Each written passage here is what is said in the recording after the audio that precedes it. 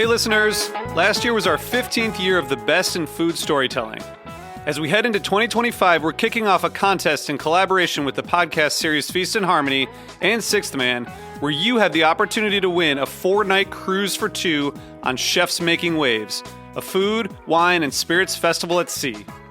When you donate to HRN, you'll be entered for the chance to win a porthole cabin for 2 on Chefs Making Waves, sailing May 5th through 9th, 2025, from Miami to Cozumel, Mexico on Norwegian Gem. You'll also support another year of great food storytelling with a portion of your donation going toward disaster relief for the food and beverage communities within Western North Carolina and Southern California. This cruise is a once-in-a-lifetime opportunity for culinary adventurers, featuring top celebrity chefs including Jonathan Waxman, Antonio Lafaso, Robert Irvine, and many, many more. There's a myriad of experiences such as restaurant takeovers, live food and mixology demos, themed parties, and more. To enter your chance to win, please visit heritageradionetwork.org/cruise. Terms and conditions apply. You must be 21 or over to enter. That's heritageradionetwork.org/cruise. You're listening to Heritage Radio Network.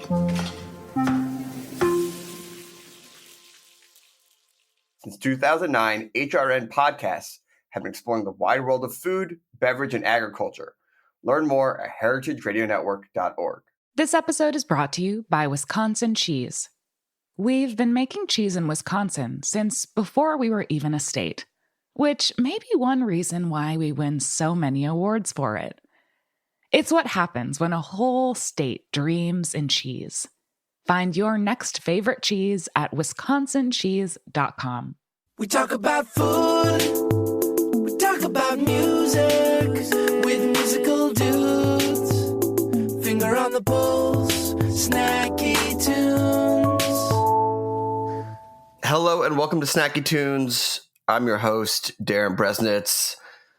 On today's episode, we dip down to San Diego to chat with Tara Monsod of Anime and Lecoq. We chat about her LA upbringing, her Filipino heritage, the new type of restaurants she's trying to run, and the vibe that you can expect on a Saturday night. It is a delicious and fun conversation, and then we deep dive into the archives for the second performance from the first band we ever had, Freelance Whales. I was going to play the very first one, but the format of the first episode, which is episode 26, if you want to hear it, go to heritageradionetwork.org and search for Freelance Whales. Episode 26 is the very first band we ever had on. This is their second performance. We had a lot of fun chatting with them and what they were up to at the time. If you want to donate still to the ongoing efforts of the LA fires, World Central Kitchen is still one of your best bets. And there's some links to other links in the episode description. So please sit back, relax, and enjoy Snacky Tunes here on HRN.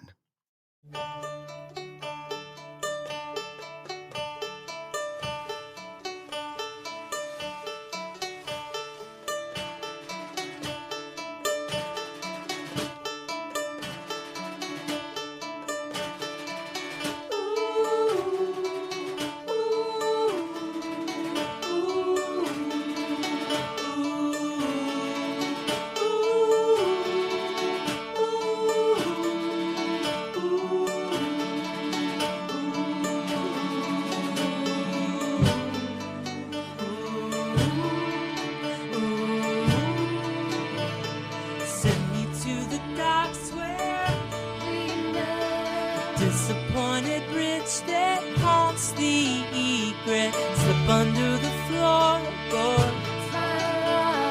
For his crooked fingers waving out me to the waves where I can flush into the world with blue skin choking little bits of diamond crystal. All the animals to read on Sunday.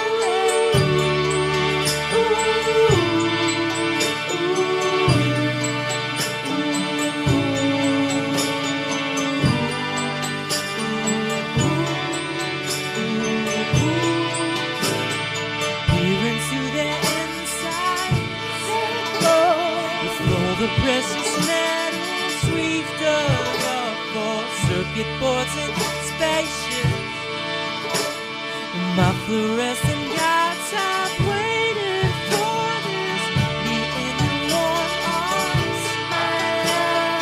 Cradle me while I unhinge my neuron, powered down the wind farm. All the animals are laughing at us.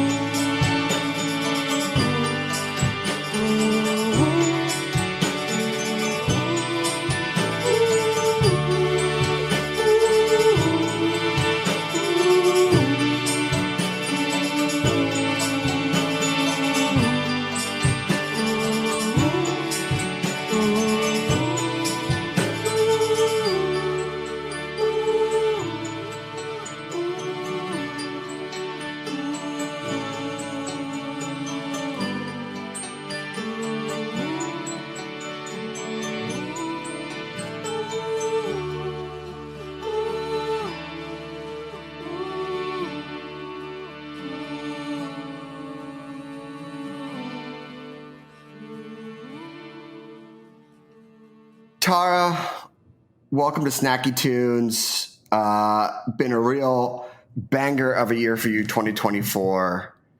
And I'm excited to chat with you and happy that you made the time. Welcome to Snacky Tunes. Thank you for having me. I appreciate it. San Diego's first James Beard finalist. Yeah. Opened La Coque and La Jolla. And it just seems like milestone after milestone after milestone. How are you feeling about where you are right now in your career? It's it's like, it's hard because it's like, I've been around. We're going to talk about it. Yeah. You've been around. Yeah. I mean, I've been around mostly in San Diego, but this is my 14th year, like from the point where I started working seriously in this industry. But although I had cooking jobs my entire life since I was working, but so it's different. It's just a different light. I have friends that tell me it's about time, and I say thank you. Good friends. Those are good friends. Those are good friends. Those are the friends that you were rooting for me from the get. And but now it's just different. You know, I have so much more on my plate in a good way. Yeah. And I have a better platform to represent not only myself, but San Diego. Filipino food, being, you know, a woman, all of the things that kind of revolve around me. And it's nice. It's nice. You know, it's nice to see that hard work does pay off, you know, at the end of the day. Yeah. You know, I'm in LA. San Diego has great food, but obviously in the way that Philadelphia was in maybe the shadow of New York for a while, San Diego maybe has a similar relationship with Los Angeles, but it's really coming into its own in the last few years. Do you feel with this at least the James Beard finalist and all of the openings and the spotlight being shown on you, it's also shining on the city as well? Yes, I hope so. I mean, we, like you said, we don't get enough love down here, you know. Michelin hasn't come down here till like 4 years ago, you know, crazy. To even seriously. And then now James Beard is here, and now people are kind of like, oh, what's happening in San Diego? And if I'm one of those people like William Bradley is to Michelin, shout out to that. You know, he's been in the game forever, and he's barely starting to get love the last 4 years, you know, as far as Michelin standards, because they finally come down here. And same thing with Mexico. Mexico's literally 20 minutes from us down south, and it's so accessible, which contributes to a lot of our dining scene here. It's so nuts. And they finally got love this year. So it's why was there this barrier or border? I don't know. But if I'm one of those people to help kind of chip away at that, then I am all about it, very much so. I love it. All right, so let's go back a little bit to the very beginning, because you started getting in the kitchen when you were pretty much just tall enough to reach the counter. Yeah. Who was cooking? Mom, dad, grandma, grandpa, auntie, uncle? Everybody? Yeah, I'm blessed that both sides of my family can cook. And my mom's side is, Very my nice. mom is one of 12, and they're all pretty great. So family parties is, Filipinos, you know how we do it. Sure. Yeah. It's a buffet, and it's enough food to eat there, and not only that, to take home. So it's like there's to-go boxes on the corner waiting for you. So it's I was very blessed in that way, and I'm born and raised in LA, and being a child of an immigrant who my dad came here when he was 14, and my mom came here much different when she was a lot older. She came here in like late 20s, 30s. And so it's two different perspectives of people, of how they come, and how my dad's stepdad is Jewish. So I would eat Jewish food on Sundays. Oh, Yeah. Mazel tov. Mazel tov. So, I grew up in the Valley for the first part of my life. And then from that, we moved to Palmdale. And then I went to school in Burbank. And my dad worked in North Hollywood. My mom worked in downtown LA. So it's like I got a lot of exposure to LA food at a very young age. So, you speak to so much of what makes LA so exciting is that organic mixing of cultures, especially when it comes to food. I found in New York when I was there that it's much more pocketed in the boroughs and not segmented. Like it would obviously, you could get whatever you want, but here in LA, it's just so crisscrossed and everything like that. It's so concentrated. It could be a change of a block. It could be a change of a block, but it all bleeds over, which is, I was just in the Valley today for lunch, and it's just like Chinese, Vietnamese, just Japanese, and then Italian, and it's just all there in one pocket. It's overwhelming. It's overwhelming. And the thing about Filipino food, from what I understand, is like Filipino food is in the same way, where it takes a lot of different inspiration and influences from different cultures. Did you see that when you were growing up and cooking? Because I have to imagine with a dozen people just on your mom's side, everyone's bringing a little bit of a different influence to cooking, and that had to rub off on you in some way.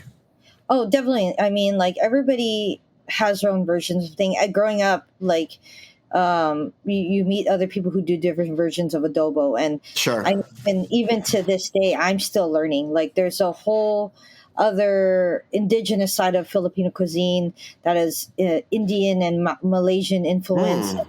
That type of Filipino food that some Filipinos even today don't even know about. It's unheard of because they only know about where the Spanish started to put their influences on our cuisine.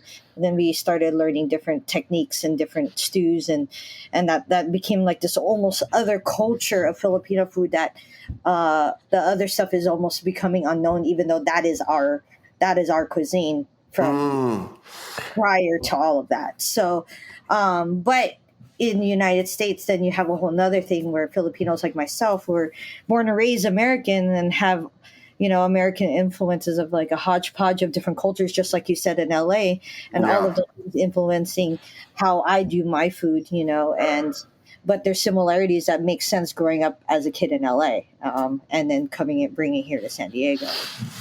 Yeah. Speaking of growing up, when I was reading about your start in the professional food world, I loved how you cut your teeth at Albertsons and Tender Greens. And I found it actually really refreshing because, believe it or not, it's raw, man. The truth. But I mean, not a lot of chefs that I've talked to in the years of people coming on the show have been like, I started in this type of cooking, which is usually the majority of the entry point for so many people who work in the food industry. What do you remember from those days? And is there anything from those days that you still implement today? Oh, dude. Like, I mean, it'd be a shame if you didn't recognize or you didn't get full experience or learn anything from any job prior to where you're now, right? Working at Albertsons taught me responsibility, showing up to work, and just, I've been a manager at every job I've had, so that kind of helped.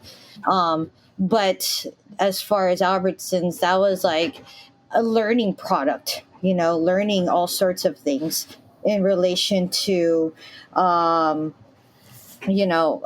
product recognition and just knowing the chain, I guess you would say.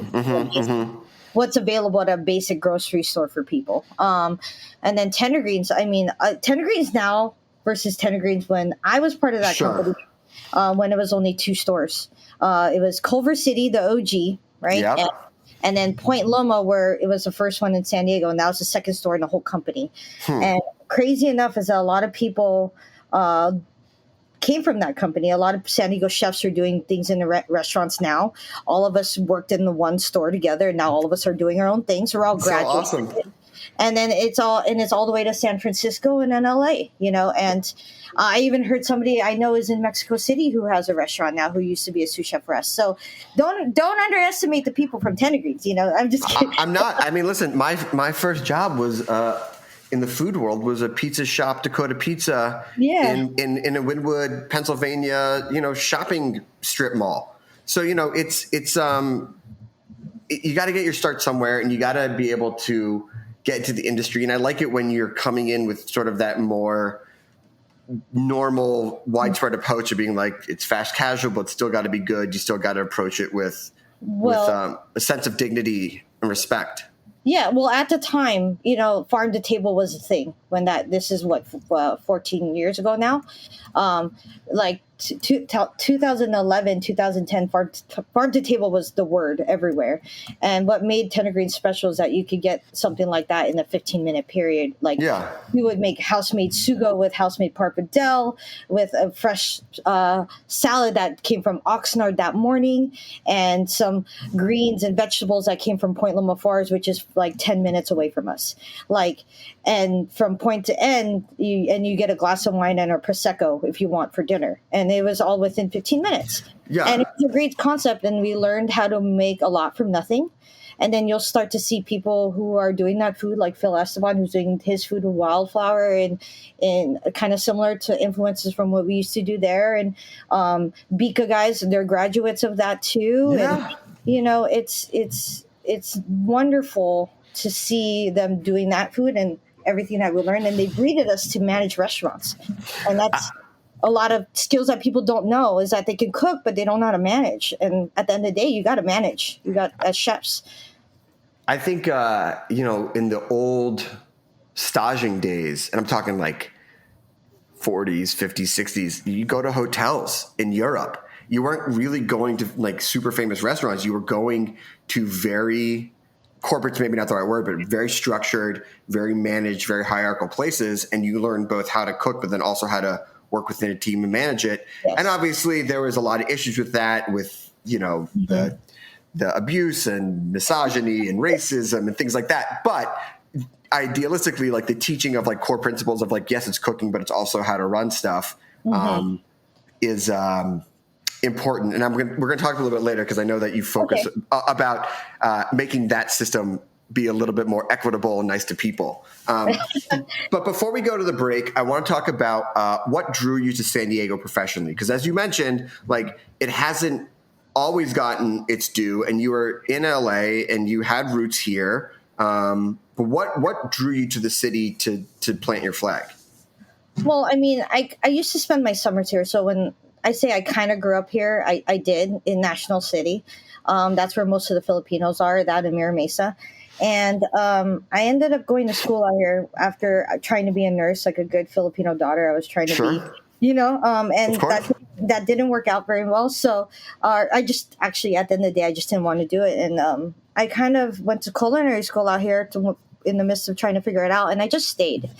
What I noticed working out here and just dining, period, at the time, is that there wasn't as much diversity as there was in LA. And the need to find good food, and there is good food, and I found it all, but the amount of it compared to LA is much more limited. And then going to school, so I just stayed here. And then at the time I worked at Juniper and Ivy, and that was like the thing of like, new gastronomy type restaurant, and I wanted to be part of it. And then after that, it was a slow build, and I saw it happening, and I just stayed, and as much as I miss home, I don't miss the traffic, to be honest with you. Sure. I don't miss the traffic. So it was just naturally happened. And it kind of worked in my favor. After COVID, there's not too many restaurants like Anime, or let alone fine dining Filipino food. And I knew from the get that's what I wanted to do. And I just had the opportunity to do it. And it kind of just naturally worked itself out. Amazing. Well, we're going to take a quick musical break. And when we come back, we're going to talk about anime. We're going to talk about the new positive kitchen culture and mentoring that you've been doing, and then also the playlist that people can expect on a Saturday night. We have a song from the archives here on Snacky Tunes on HRN.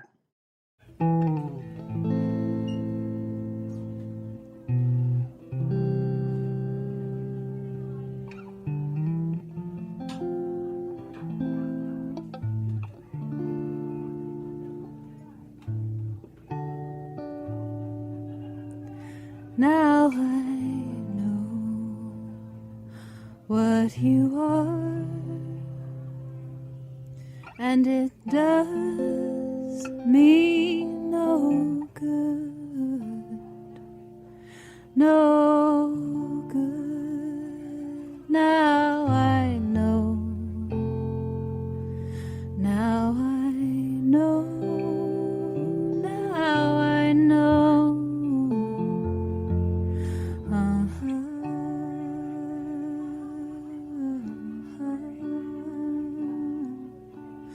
And it does me no good at all.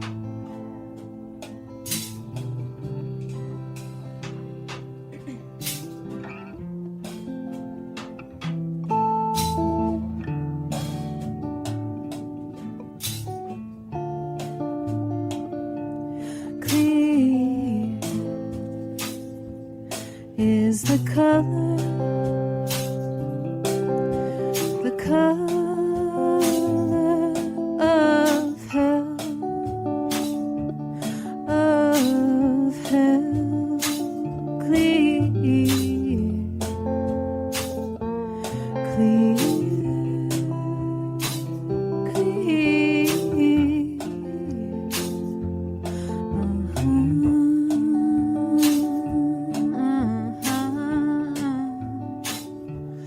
And it does me no good at all.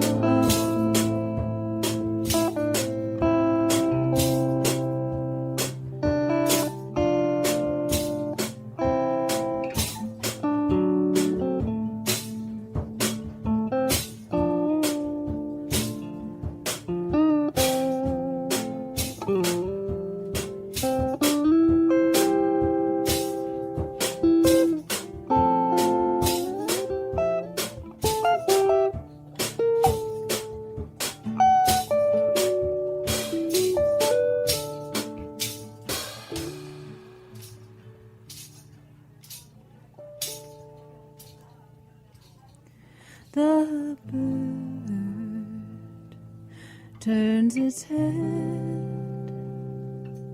and looks at me with one eye as you enter. The bird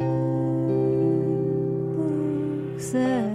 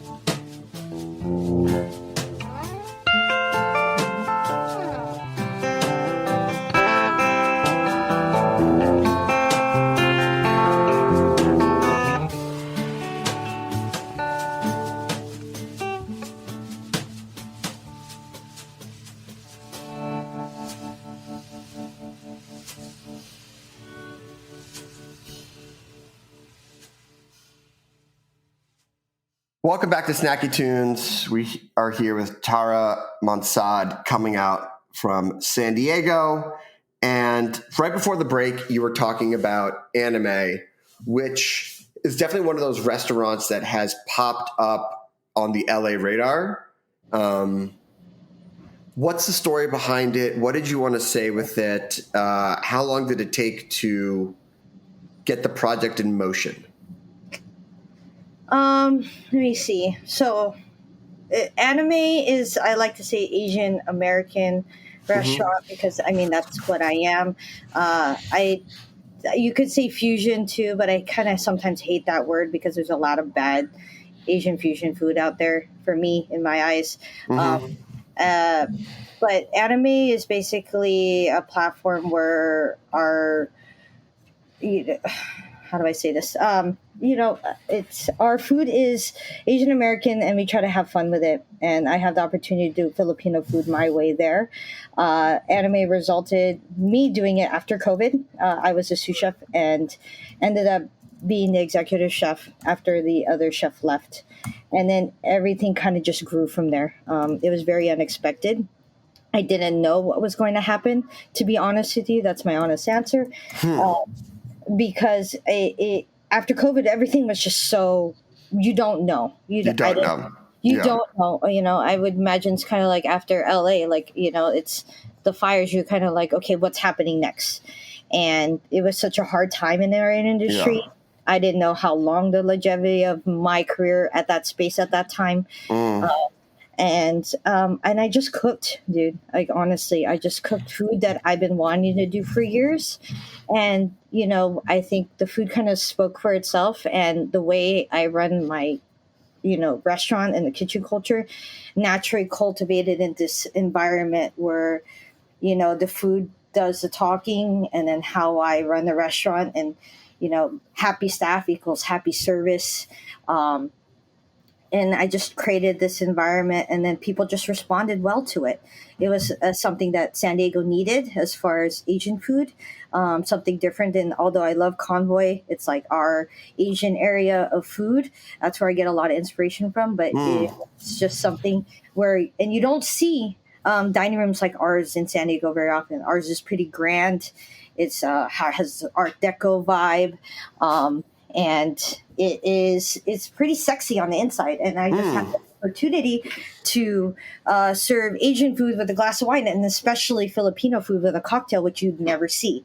And then express myself and naturally running the kitchen, kind of how I've grown up culturally in a Filipino culture, kind of naturally formed up. Few culinary cultures have risen in popularity like Filipino food in the last few years. And maybe it's because I'm biased because I love Lasita, and Yes. I just, Shout out. shout out, and RIP Ma'am Sir, which was fantastic as well. Yes. But, why do you think Filipino cuisine is having its moment now or in the last few years? I think generation wise, there's a group where a lot of people who immigrated from the 70s, 80s now have children that are old enough who are deciding careers of not to be a nurse or a doctor or whatever. We're deciding to be creatives and chefs, and aren't afraid to push against the grain of what Filipino food is. And I feel like people have been trying because I've seen it. And unfortunately, maybe people weren't ready for it at the time. But I think people are ready for it now, especially after COVID. People are here in San Diego are doing food that they want to do, not because they feel like they have to do. There's a lot of cuisines where we try to down the flavors versus giving it to you exactly, if not better than the OG of what it is. So I think there's a strong group all over the United States that are really, really, really trying to stand up and be like, this is what our food can be like. And it's okay. And there's their fight against it. Yeah. Oddly enough, it's like, I get Filipino people come in who like an auntie be like, that's not how the dish is supposed to be. That's not it. And it literally happened to me yesterday at the restaurant. So there is fight back, but that's okay, and there's other people that embrace it and some people don't. But a lot of it I see is that people who are dining in our dining room are around my age, who are bringing their parents and exposing them to it. And that's will they come back on their own without their parents? Probably not. But Yeah, it's that whole third culture that's happening across America with people of any background who are saying, I grew up with this, I respect it, I learned it from my parents, my grandparents, my family, and this is my take on it. And it's getting pretty normalized in the best way possible, where it's like, oh, cool, like I just never had it this way. I never had a take on any of the types of food this way, but I really like the ideas that you're putting behind it, instead of just people trying to be like, we are to a T authentic. And, Night Market and Anna Jack Thai out here in the Thai food arena have been doing it for a while, but it's great to see it be more widespread now. Yeah, very much so. And it's fun. At the end of the day, it's fun. That's the thing. It's so much fun. It's actually how I want to eat, instead of going to like, okay, like this is how, I guess, in an antiquated mindset, a restaurant should be run. And this is following all the check marks, but I feel boxed in on board. I want to get back. We alluded to it a little bit in the last act, but in this, this is like you were talking about front of the house, the food that people are seeing, but it also really starts at the back of the house and the way you manage. And I know that you've done a lot of work to have a positive kitchen culture, to mentor the next generation of chefs. How do you see that approach working in tandem with what the customer experiences? I truly believe, like just like what they say, when a cook is having a bad day, you can taste it, right? I truly believe that cooking is a lot of feeling. As people might argue that it doesn't matter, but to me, I truly believe that. And I feel like that same thing with the front of the house. Like if a person is not happy at work, you can fake it so much, dude. Granted, it is your job to be hospitable, and maybe they are having a bad day and they leave it at the door. But overall, a positive work culture where people are, getting away maybe from the BS that's outside of work and coming in place, but like, okay, I'm at work, I can make money and actually enjoy doing my job and being hospitable and enjoying doing this. So, I don't yell. Some people are like, is it like the bear? Do you yell? I'm like, oh my God. Yeah. It's funny. But the bear did bring light to our industry, but sure. I'm firm but fair. And I truly believe that my team's success is contingent upon mine. And the more I invest into them, the more they learn, the more they contribute to the future of this San Diego industry. Like all of us are products of other chefs, and just like Tender Greens, like we're all everywhere and we're all making really great food, and that's my hope for them. At the end of the day, I'm a nice person. Like I want them to be successful. Like I'm not a dick. I'm just me, man. And I think it's just the natural leadership that I think I've always had in me. It just naturally showed out, and the team is all about it. They love what I'm trying to do. They're trying what I'm trying to do for Filipino culture, what I'm trying to do for San Diego, and they're drinking the tea and they don't mind it. It's great. They're loving it, and if I can create this space for them, then freaking great. Great. And I have to imagine that having a steady ship with people that you can trust, who feel ownership in running it, is what allowed you to open up another restaurant. Yeah, that's as crazy as it sounds, is that I really enjoy mentoring. I really enjoy being a leader. It's something that I've always done. And to see like my team, I have 3 female sous chefs currently, June, Myrna, and Sarah. Shout out. Running the ship, and they followed me from Tender Greens. They haven't been trained at a million places, and but they know how to cook because it's the time I invested into them, and the time they've done themselves to be at the level that they're at. And to run a restaurant this busy. It's January, and we had a full dining room yesterday, and for them to crank that out and Valentine's Day prep, that is very impressive. And some people with years of experience can't do that.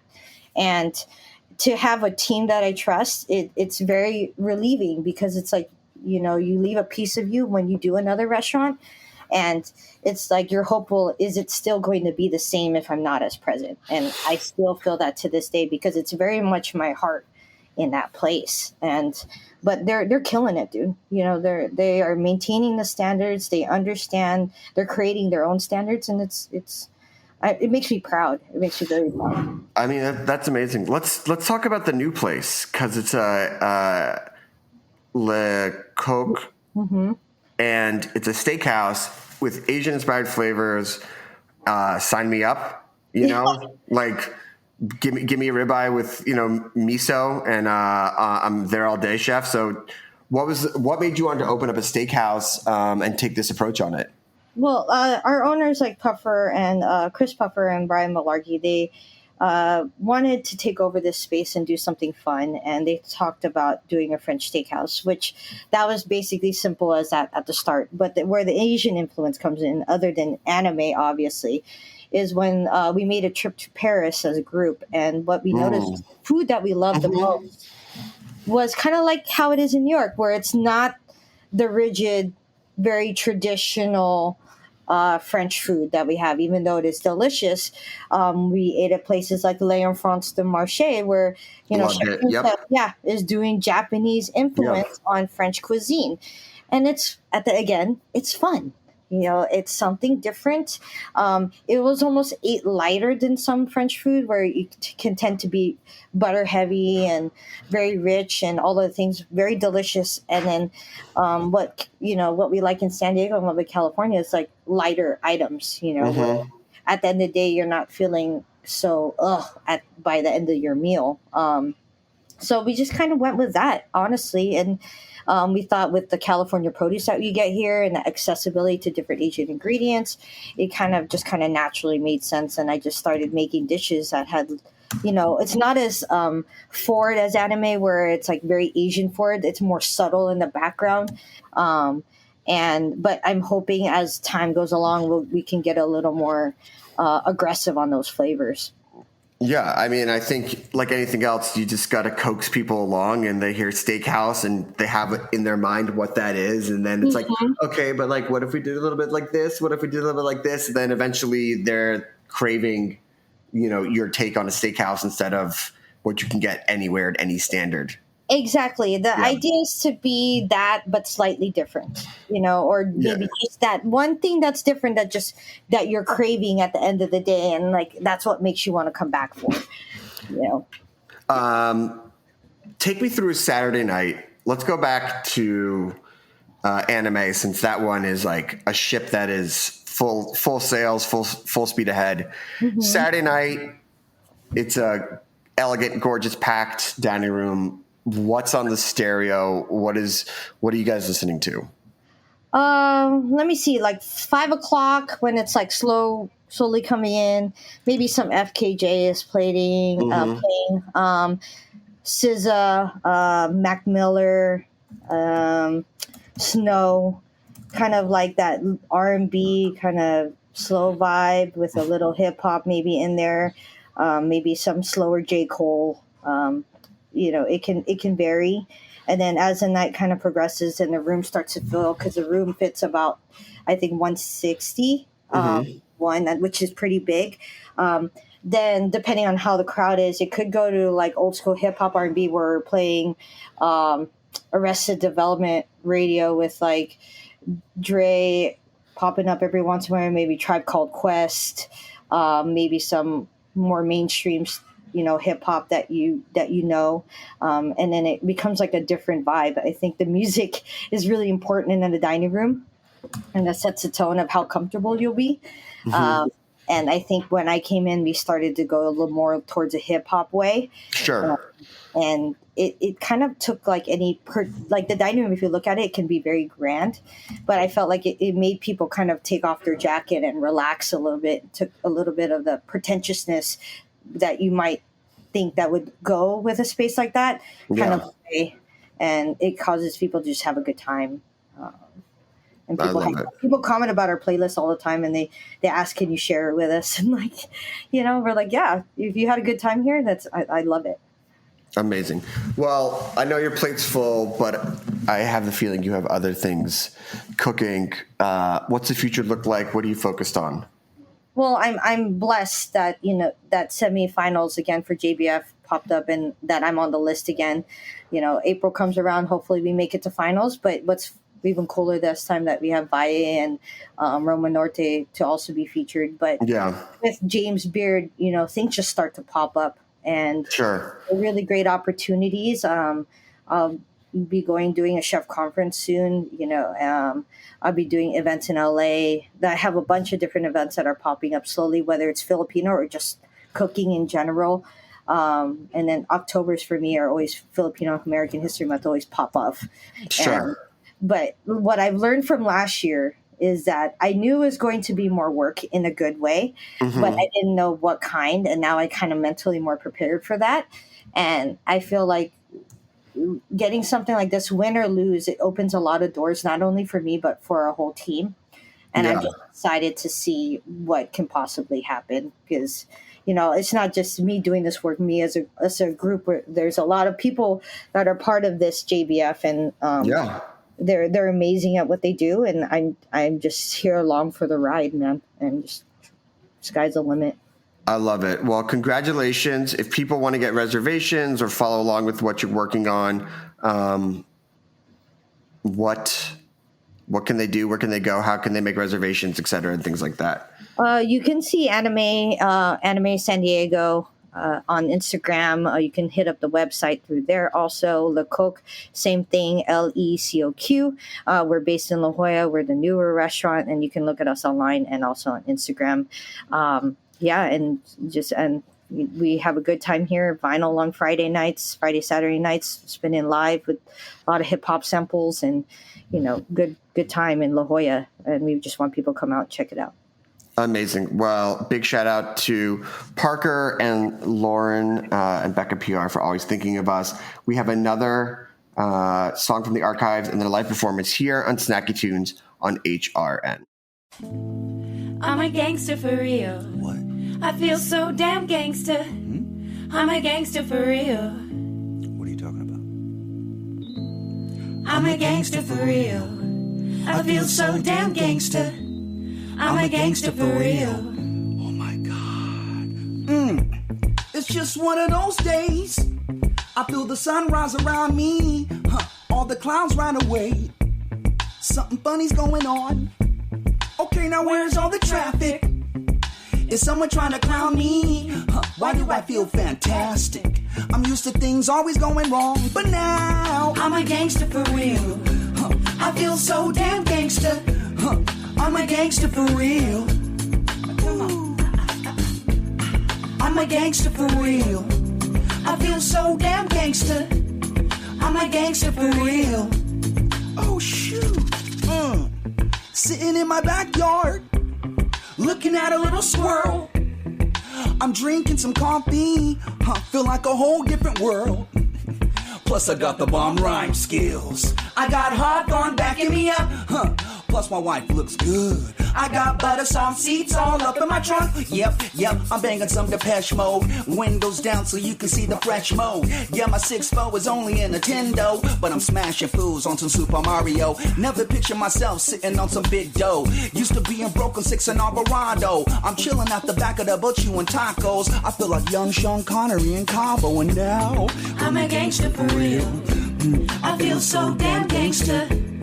I'm a gangster for real. Show me how you feel. Come on. I'm a gangster for real. I feel so damn gangster. I'm a gangster for real.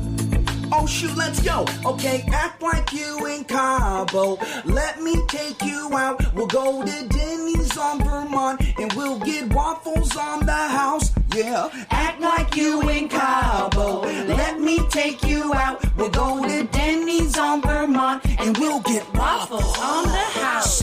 Watch the young Duke Ellington make the place gelatin, shake the fake Pelican, I have the black Gilligan. I keep seeking, keep preaching, the seeds peeking, keep breathing the same reason. I leak venom every time I choose to spit them, and that line hit them with an unusual rhythm that you never heard. The similar words ever spoken, forever heard. And those who oppose, I'm not joking, cause now I'm a gangster for real. I feel so damn gangster. I'm a gangster for real. Show me how you feel. I'm a gangster for real. I feel so damn gangster. I'm a gangster for real. Let's go on a pleasure trip. Come on. I'm a gangster for real. I feel so damn gangster. I'm a gangster for real. Yeah, yeah. I'm a gangster for real. I feel so damn gangster. I'm a gangster for real. You gotta rock to the beat it like this. You gotta rock to the beat it like this. You gotta rock to the beat it, rock it to the beat. You gotta rock it to the beat it like this. You gotta rock it to the beat it like this. You gotta rock it to the beat it like this.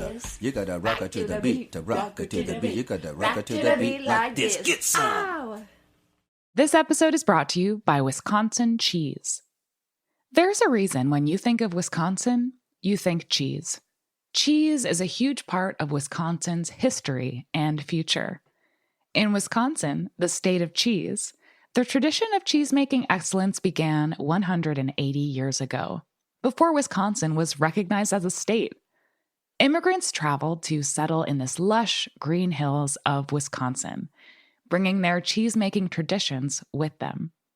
These storied skills, combined with the freshest milk available, created a cheese-making culture that is uniquely Wisconsin. Wisconsin's 1,200 cheesemakers, many of whom are third and fourth generation, continue to pass on old world traditions while adopting modern innovations in cheese-making craftsmanship. Find your next favorite cheese at wisconsincheese.com. Freelance Whales, welcome back to Snacky Tunes. I think we're trying to figure out maybe 2.5 years, 2 years, long time. That sounds about right. Sounds all right. Just for anyone who didn't go back and listen to the episode, put a pause in this one and go back. You guys were the reason why we started making those Snacky Tune comps. It was after your performance. They were like, well, shoot, that went really well, and this sounds good. And then we realized that we had like 8 other performances. And like, oh, I think we could actually make something of this. So, thanks. That's awesome. That's good. So how you been? The whole second record was inspired by Snacky Tunes. Oh, get out of here! Come on, I'm telling facts here. It was come an on, equal just a little bit. exchange. It was a very... So how you been? It's been good. Nice. So we were saying that the last time when you were here was before your first real major tour, and probably one of the last few busking gigs that you did on that subway platform. So a couple tours, maybe a Starbucks commercial, and a new record. So you pick. Where do you want to start? Man, well, it's been a lot more than that. I think it's been like 12 tours. Okay. And yeah, like a bunch in North America, a bunch in Europe, and yeah, I mean things have really changed for us, but in another way, it feels like really normal and good to be sitting right here doing this kind of thing back at home. So I think a lot of things have changed for us in a really good way. What are some of the changes? Man, I think I don't think we've changed much as people, but I think the scenario around us is like a lot more professional, I guess. Like we just, for the first time on this past tour, we were able to like carry a lot of our own production and stuff like that. And we were able to, kind of like just these little things that people might not notice. Like we had inner ear monitors, which are these little things that go in your ears so you can hear your music really well. It was the first time we could really hear our music well on tour. Like it's been really difficult. I think part of what's been so difficult being in this band is like loving music so much, but constantly being in situations where it's difficult to execute your music well. So we're getting to a point where we can do it better. Give an example of where it was difficult to execute your music. Oh, man. Well, all the places in the city that we love playing music and we think are great places and we want to go see bands. I don't want to like call any of them out, but that's fine.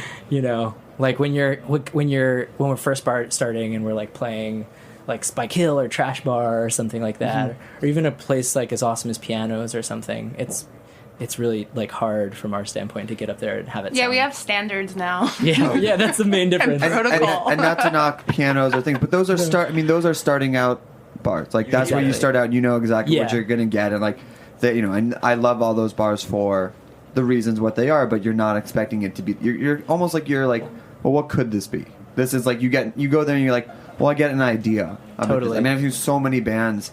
Like I saw St. Vincent was there, Passion Pit was there, like totally, like they all played. So many other ones like played the opening, and you're like, okay, I see where this could go. Totally. And so, what are is there anything that you feel that like you've grown so big that you somewhat miss and you don't think you can return to, or is do you still feel the ability to do whatever you kind of want? No, I don't think we've grown too big. We're really still, in my opinion, like a pretty small band. But like kind of in that sweet spot of being able to do everything exactly how we want to do it.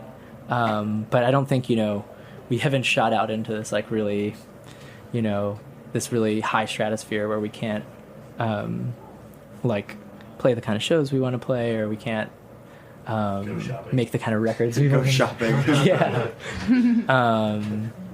But yeah, no, I think we're kind of in a sweet spot right now. You mentioned on the road, just being fans of music lovers. Any bands in the last 2 years you've seen that you want to just shout out as bands that have blown you away? Yeah, for sure. Yeah, Foals.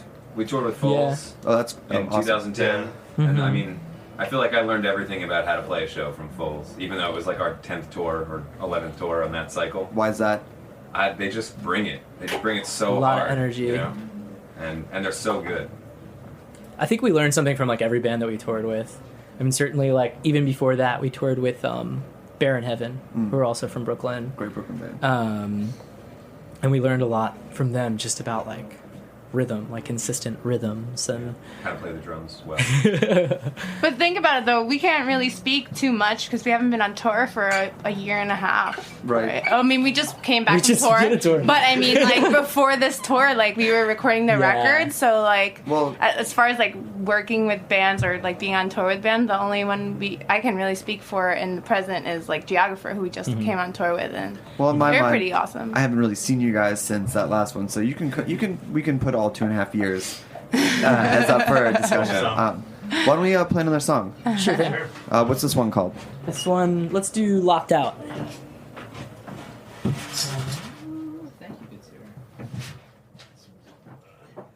You're doing great.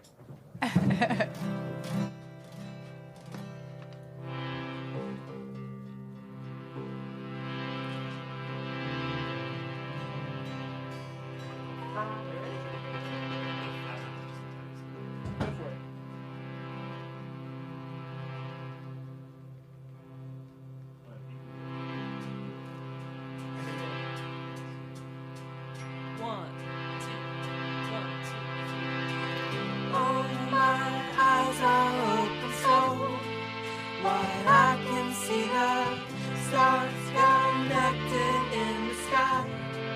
And it was running through the emptiness they spin. These melted creatures bringing meaning from afar, like gentle pillows.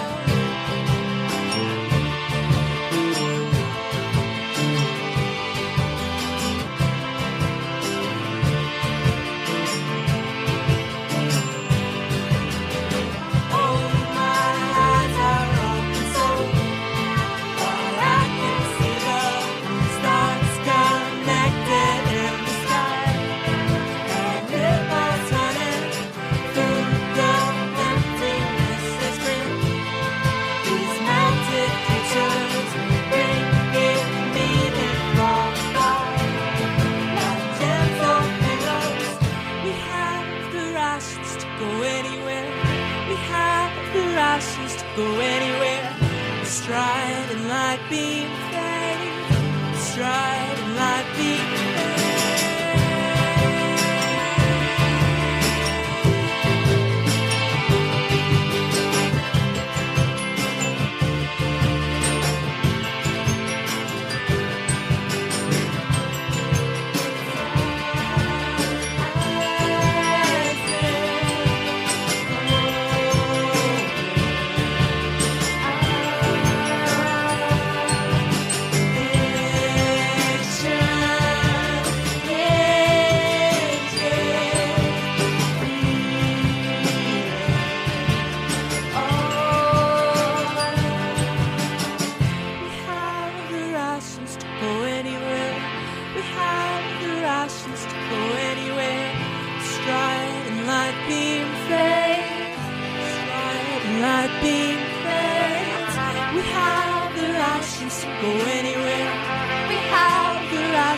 go anywhere.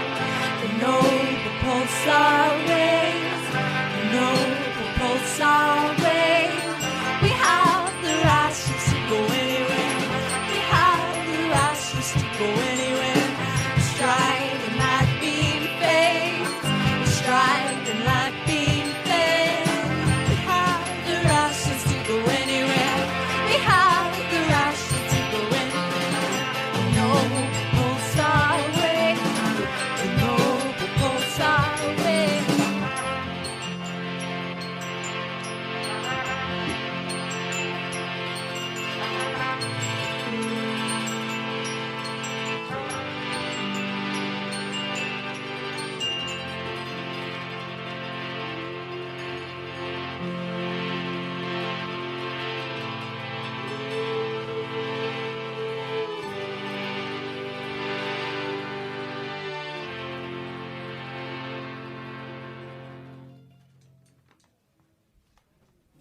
Woo! Awesome. Thank you. So, with the influence of the bands from the last couple of years, has that played at all into the new record, or how has that For sure. how has that changed your approach to music and putting together the new album? Well, it's difficult because I think, when you play in a band like this and you're taking in so much of other people's music, and it's so inspiring, especially when you surround yourselves with like great bands like we have. Sometimes that influence just kind of comes in passively, and it's sort of like the food you eat or something like that. You're eating food, you're getting nutrition from it, and it's like literally changing your cells from the inside out. And so I think a lot of the influence that bands had on us kind of happened in that way. Yeah, for me, I think a lot of the influence was Shane Stonebeck, who we worked with as a producer, and he just brought his style to the record. Yeah. How so? Well, he's just a really intelligent dude and has a lot of experience. He's And really works with some intelligent. great bands. And how was the process for putting this record together different than Weather Vanes? We recorded in a great studio Yeah. in Brooklyn. That is as really opposed the main to like difference. a tiny room. Weather Vanes was done kind of in like a basement with pretty good gear at the end of the day, but really it was done in kind of a modified space for very little money. And this was basically a kind of thing where we were able to like take all of the ideas and instruments that we've accrued and do something in like a much kind of larger format. Did you bring any new instruments for the record? I mean, you guys already Yeah. play a lot of instruments. It's kind of busy on stage. It is. And I think that there is a notion that if we were going to expand, it had to be in kind of small, tasteful ways. So I think the main difference is, whereas like, the first record was done with like a lot of kind of limited use of synthesizers, or just very few. Most of that record was done with like a microKORG. Right. With this record, we just kind of took on a lot more great kind of classic analog synths. Yeah, we're a That's the sound biggest- dude's nightmare. It's true. How long is sound check normally?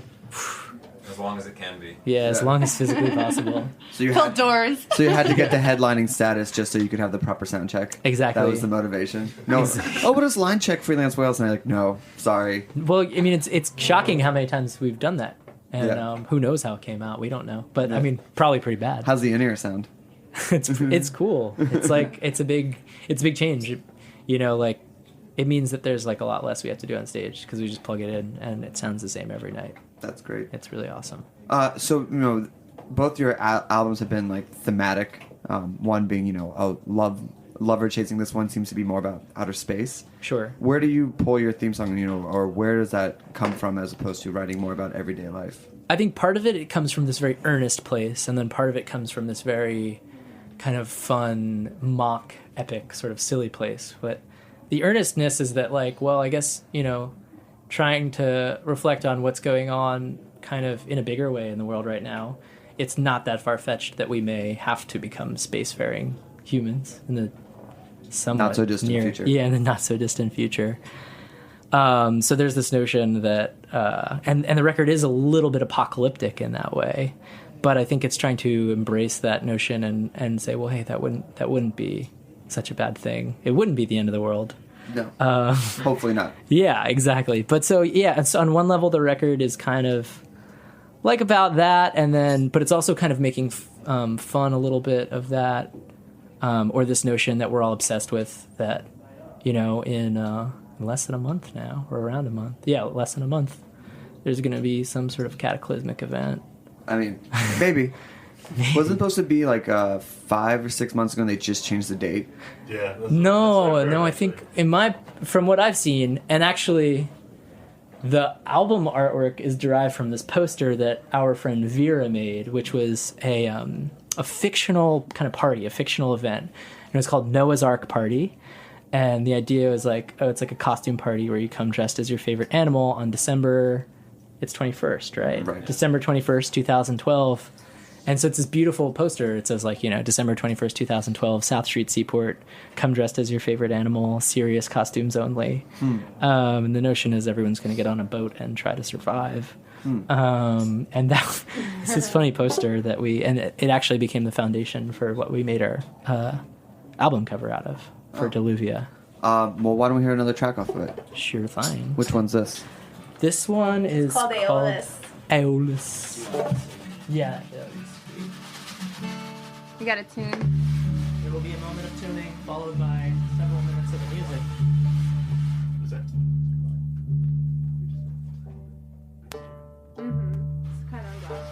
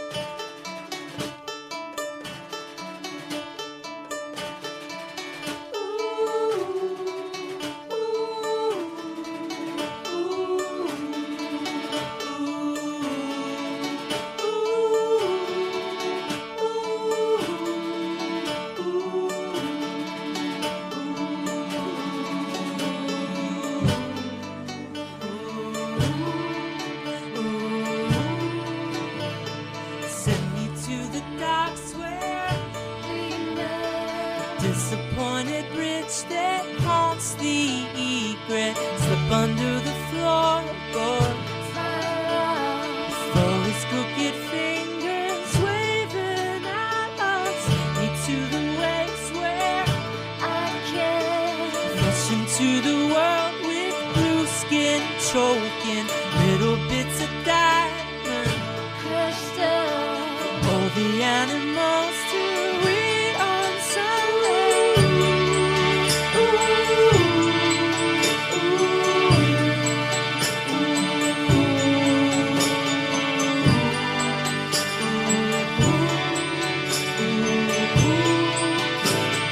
Peer into their insides.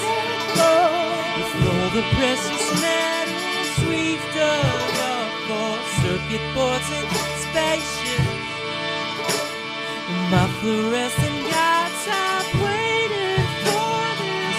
Me in your warm arms, my love. Cradle me while I unhinge my neuron. Power down the wind farm. All the animals are laughing at us. Ooh.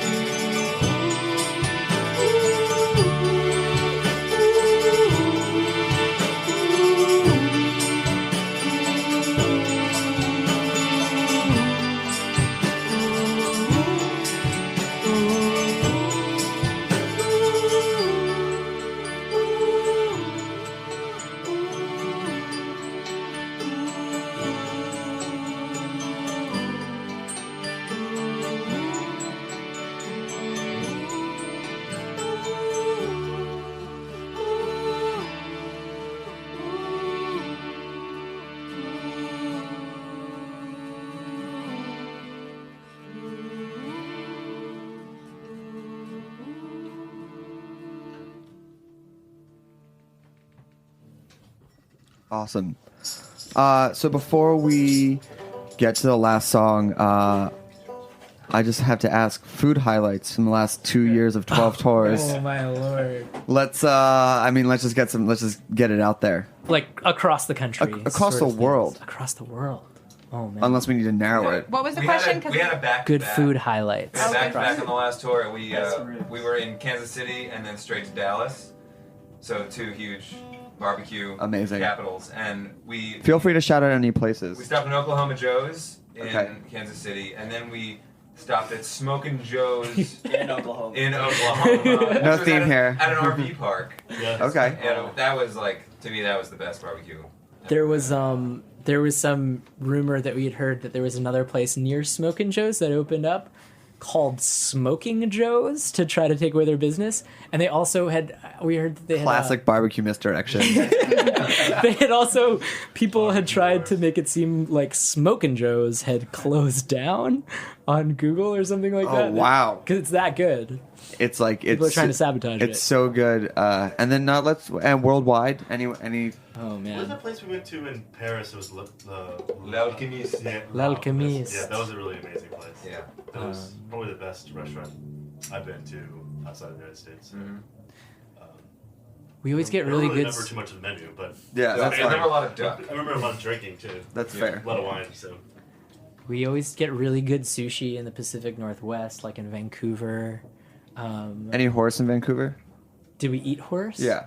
No. We've had people on here who have talked about horse sashimi in Vancouver. Oh, We can wow. move on from that topic right Tim- now. Tim No, and that's I okay. had- My interest is piqued. Tim and I had amazing coffee at Phil's in San Francisco. Yeah. Really? Yeah, so coffee. Okay. That's Sweet actually coffee. that's amazing. The best food we've ever eaten at a festival Oh, yeah. was catered by Chuck Hughes at the Oshiaga Festival Really? in Montreal. Yeah. They had everything you could ever. They had like moule marinière, like a huge thing of steamed mussels. They had kind of like unlimited oysters. It was insane. Like, I think we probably And all the while, Arcade Fire was sitting right next to us. Yeah. We probably, between all 6 of us, probably ate $2,000 worth of oysters, and we And- still feel awful about it. Sorry, Chuck. I mean, they're there. yeah. I mean, Yeah. it's they're just gonna get tossed. Yeah. I mean, I'm just saying. They're It's not, extremely perishable. yeah, it's not like they're well, we'll just put them back for next year's festival or anything like that. Well, I want to thank you guys for coming back in. Shout out to Jessica from Mom and Pop for setting this up. And congratulations. I don't even know what to say. Like, awesome, job well done, gold stars all around. Cheers, man. And How's your brother doing? He's good. He's really bummed. He really wanted to be here. He's got a desk job for these 6 months, so he can't find a way to get onto air without doing it. But he says hey, and he's bummed, and he loves all of you. And Well, we love both of you. oh, well, thank you guys. And we so like much. to think we can tell you apart. Can you? Yes. No. We're going like 50-50 on the room. It's okay. We won't do a live on air test. But what are you going to take us out with? Oh, first an old off, one. sorry. So your publicist and label, Don't Kill Me. Nuts and Bolts, where can they find you? Where can they buy the record? How can they follow you? Oh, yeah. We have a So- new record called Deluvia. It came out just like 2 months ago or so. And it's extremely available on the internets, like on iTunes. Amazon. Yeah, it's only Amazon. $5 on Amazon for the rest of November. Oh. Hey. What up, Cyber Monday? Take that, Black Friday. Yeah. Yeah. Huzzah. And then website, Twitter, just Freelance Whales. Oh, yeah. We are freelancewhales.com. And we're going on tour in January. Oh, yeah. 100 Waters. 100 Waters. Signed by Skrillex, as you say. Yes, exactly. But not dubstep or future dubstep or... Not at all. Okay. We're And going out with 100 Waters and another Brooklyn band called Il Abanico. Yeah. Oh, really? Yeah. Okay. Awesome. All right. Well, thank you again. Big thanks to Tiki Adam. We'll be back next week with another episode of Snacky Tunes. And what are you gonna take us out with? We're going to take you out with a song from our first record called Generator Second Floor. Amazing. Yeah. Thanks, you guys. Thanks for having us.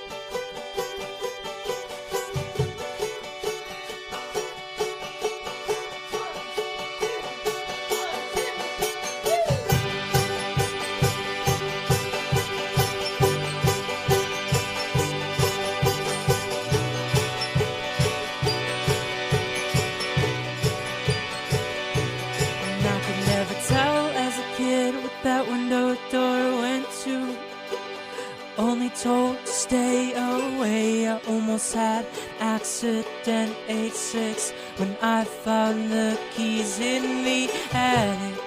And now the smell of these wood frames is the only sense I've left. Was so as you pull me from the bed, tell me I look stunning and good dowry.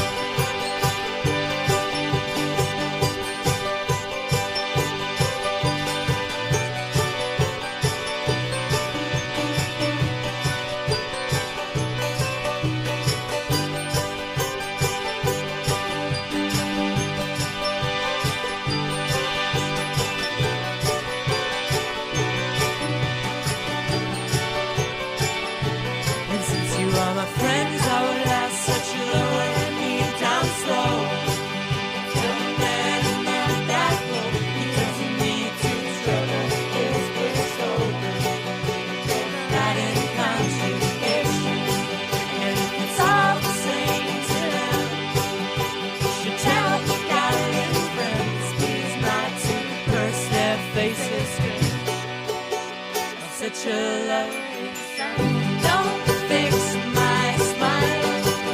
Life is long enough.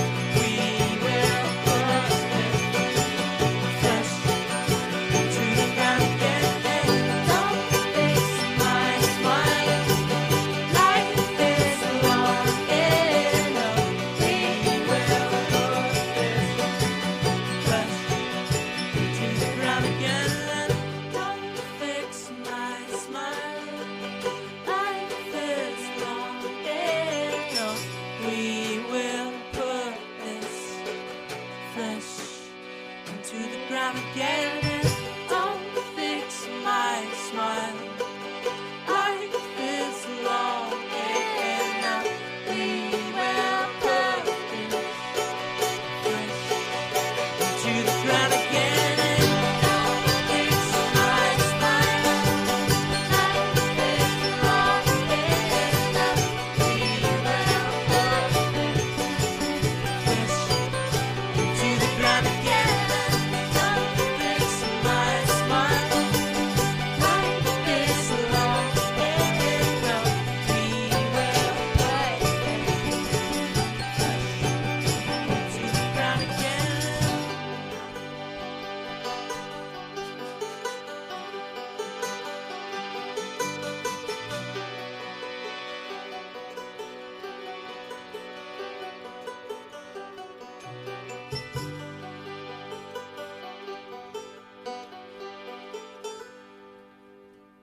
We talk about food, we talk about music, with musical dudes, finger on the pulse, Snacky Tunes. Snacky Tunes is powered by Simplecast. Thanks for listening to Heritage Radio Network, food radio supported by you. Keep in touch at heritageradionetwork.org/subscribe.